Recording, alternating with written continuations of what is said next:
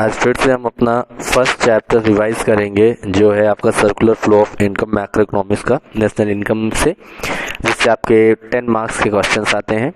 तो यहाँ पर सर्कुलर फ्लो ऑफ इनकम जो आपका फर्स्ट चैप्टर है ये क्या होता है। अगर हम नेशनल इनकम के बारे में पढ़ रहे हैं तो हमें ये जानना चाहिए कि इनकम सबसे पहले आता कैसे है, मतलब कि लोगों के पास इनकम कहाँ से आया, कैसे ये इनकम आता है। तो देखिए, जैसे कि माइक्रो इकोनॉमिक्स में हम दो लोगों के बारे में पढ़ते हैं, एक होता है आपका कंज्यूमर और दूसरा होता है आपका producer. One is consumer and another one is producer. उसी तरह से जब हम सारे के सारे कंज्यूमर को एक साथ लेंगे तो उनको हम कहते हैं house hold. Means aggregate consumer will be considered as household in macroeconomics and aggregate producer will be considered as firm in the macroeconomics। मतलब सारे के सारे आपके प्रोड्यूसर फर्म हो जाते हैं और सारे के सारे कंज्यूमर आपके हाउस होल्ड होते हैं। तो अगर हाउस होल्ड को क्या चाहिए, पैसा चाहिए, ये इनकम चाहिए। हाउस होल्ड क्या कहता है, मुझे इनकम चाहिए। तो पूछते हैं कि इनकम क्यों चाहिए भाई। तो इनकम इसलिए चाहिए क्योंकि we want to fulfil our needs. हमें अपने नीड्स को, हमें अपने वांट को फुलफिल करना है। और हमें मालूम है कि बेसिक नीड क्या होता है आपका, फूडिंग, क्लॉथिंग एंड शेल्टर।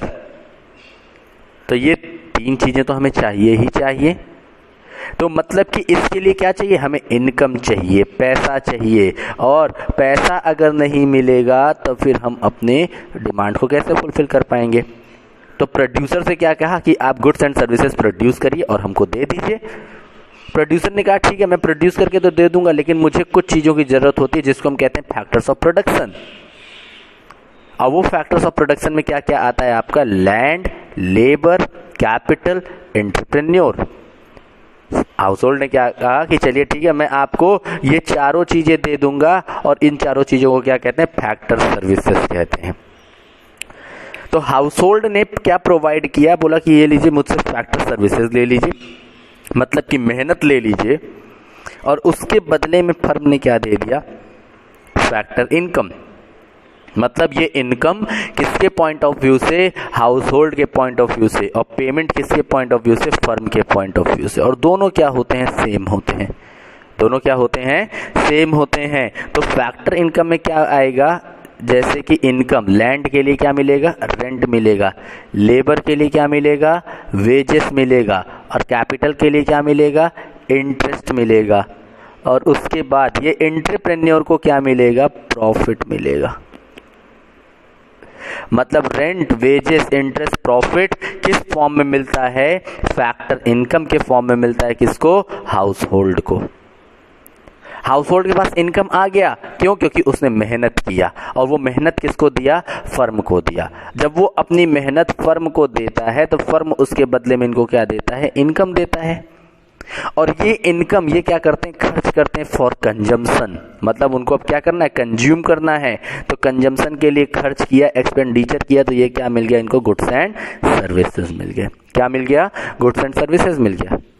अब ऐसा भी तो है नहीं कि एक बार गुड्स एंड सर्विसेज अगर हाउस होल्ड पा गया तो वो हमेशा हमेशा के लिए उसके पास रह जाएगा।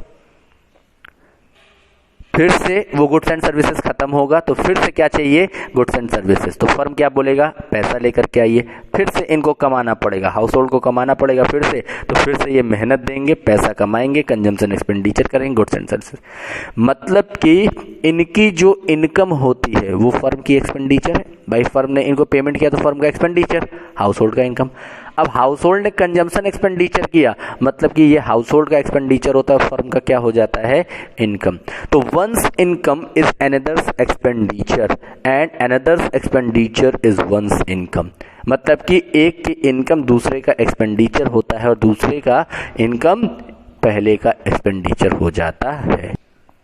तो यहाँ पर हमें क्या मिलता है, हम ये देखते हैं कि फर्म प्रोडक्शन करता है किसके वजह से, हाउस होल्ड के मेहनत की वजह से। अगर हाउस होल्ड ये सारी चीज़ें ना देता तो फर्म प्रोड्यूस नहीं कर पाता, और अगर फर्म इनकम ना देता तो ये गुड्स एंड सर्विसेज ना खरीद पाते। तो यहाँ पर क्या बनता है आपका, 3 फेजेस बनते हैं सर्कुलर फ्लो ऑफ इनकम के।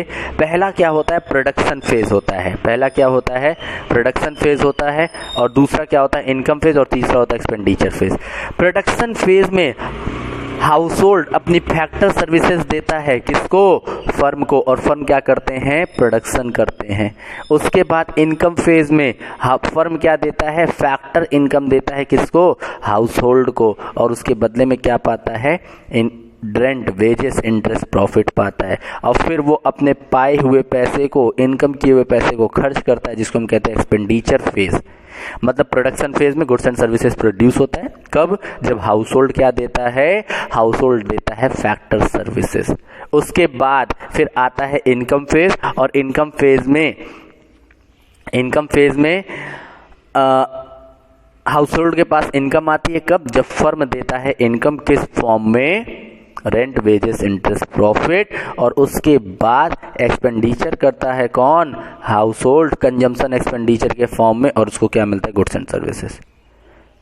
प्रोडक्शन फेज को मैक्रो इकोनॉमिक्स के टर्म में कहा जाता है जनरेशन ऑफ इनकम, मतलब इनकम यहीं से जनरेट होती है। और उसके बाद इनकम फेज को कहा जाता है डिस्ट्रीब्यूशन ऑफ इनकम, क्यों, क्योंकि इनकम किस फॉर्म में डिस्ट्रीब्यूट हो जाती है, rent, wages, interest and profit के फॉर्म में। और उसके बाद एक्सपेंडिचर फेज को क्या कहा जाता है, disposition of income phase.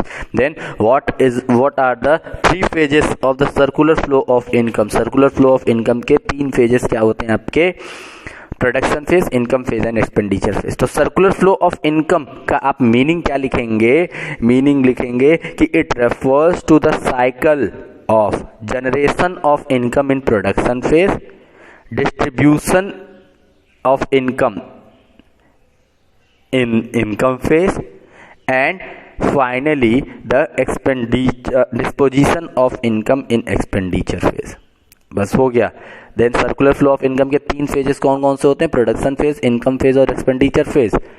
Basic sector economy के कौन कौन से होते हैं, हाउस होल्ड और फर्म होते हैं। अगर कोई आपसे पूछे कि बताइए बेसिक सेक्टर कौन कौन से इकोनॉमी के, तो आप क्या बताएंगे, 1 is house hold and another 1 is firm. 1 is house hold and another 1 is firm. एक हाउस होल्ड होता है और दूसरा कौन होता है, फर्म होता है।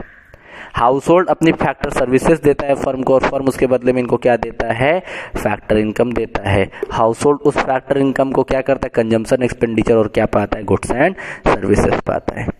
Then three phases of circular flow of income are, circular flow of income के 3 फेजेस कौन से होते हैं, प्रोडक्शन फेज होता है, देन इनकम फेज होता है और देन एक्सपेंडिचर फेज होता है। प्रोडक्शन फेज को और क्या कहा जाता है, जनरेशन ऑफ इनकम, और इनकम फेज को डिस्ट्रीब्यूशन ऑफ इनकम, और एक्सपेंडिचर फेज को डिस्पोजिशन ऑफ इनकम। मतलब कि हम ये देख रहे हैं कि जो भी इनकम जनरेट होता है प्रोडक्शन में, मतलब यहाँ से जो भी इनकम जनरेट हुआ प्रोडक्शन में, वो फिर से reaches back to production unit, मतलब फिर से घूम के अपने प्रोडक्शन यूनिट पर पहुंच जाता है। नेक्स्ट टॉपिक है आपका टाइप्स ऑफ सर्कुलर फ्लो। मतलब कि इनकम जो है 2 तरह से आती है। जैसे कि मान लीजिए मैंने अपने घर पे किसी एक आदमी को रखा काम के लिए, और उस आदमी को मैंने क्या कहा कि तुम मुझे अपनी सर्विसेज दो, उसके बदले में मैं तुम्हें गुड्स दे दूंगा। मतलब मैंने उसको पैसा नहीं दिया, उसके बदले में गुड्स एंड सर्विसेज दे दिया। तो वो क्या होता है आपका, या तो फिर मैं पैसा दे दूं, एक होता है गुड्स एंड सर्विसेज देना और एक होता है पैसा देना। तो जब मैं गुड्स एंड सर्विसेज दूंगा, मतलब पैसे का इन्वॉल्वमेंट नहीं होगा, तो उसको रियल फ्लो कहा जाता है। मतलब वो क्या होता है आपका, रियल फ्लो होता है। और जब मनी का इन्वॉल्वमेंट हो जाता है तो उसको हम कहते हैं मनी फ्लो। मतलब it refers to the flow of factor services from house hold to firm and vice versa. मतलब हाउस होल्ड फर्म को फैक्टर सर्विसेज देता है और फर्म भी हाउस होल्ड को क्या दे देता है, फैक्टर सर्विसेज देता है। वाइस वर्सा मतलब जस्ट रिवर्स। तो उसको कहते हैं रियल फ्लो। और मनी फ्लो क्या हो जाएगा, it refers to the flow of factor payment from firm to household for their factor services and corresponding flow of consumption expenditure from house hold to firm for goods and services. मतलब जब पहले house hold क्या देगा, factor services देगा, तो ये factor income देंगे, मतलब इनको इनकम आ गया, मनी का इन्वॉल्वमेंट हो गया। और उसके बाद ये क्या करेंगे, कंजम्पशन एक्सपेंडिचर, तो इनको क्या मिलेगा, गुड्स एंड सर्विसेज। उसी को क्या कहा जाता है, मनी फ्लो कहा जाता है। तो यहाँ पर एक्सचेंज किस चीज का होता है, यहाँ पर रियल फ्लो में एक्सचेंज होता है गुड्स एंड सर्विसेज का, और मनी फ्लो में किसका एक्सचेंज होता है, एक्सचेंज ऑफ मनी का। मनी का एक्सचेंज होता है मनी फ्लो में, और रियल फ्लो में गुड्स एंड सर्विसेज का। Example, house hold factor services देगा तो फर्म इनको क्या दे देगा, गुड्स एंड सर्विसेज दे देगा। मतलब मनी का इन्वॉल्वमेंट नहीं है। यहाँ पर हाउस होल्ड को फर्म क्या देगा, फैक्टर इनकम। कब, जब ये फैक्टर सर्विसेज देंगे, और इसके बदले में क्या मिल जाएगा, कंजम्पशन एक्सपेंडिचर करेंगे, और गुड्स एंड सर्विसेज किसको मिल जाएगा, हाउस होल्ड को। लास्ट अनदर नेम, दूसरा नाम रियल फ्लो को और किस नाम से जाना जाता है? फिजिकल फ्लो के नाम से जाना जाता है। और मनी फ्लो को किस नाम से जाना जाता है? नॉमिनल फ्लो के नाम से जाना जाता है। तो these are the difference between the types of circular flow.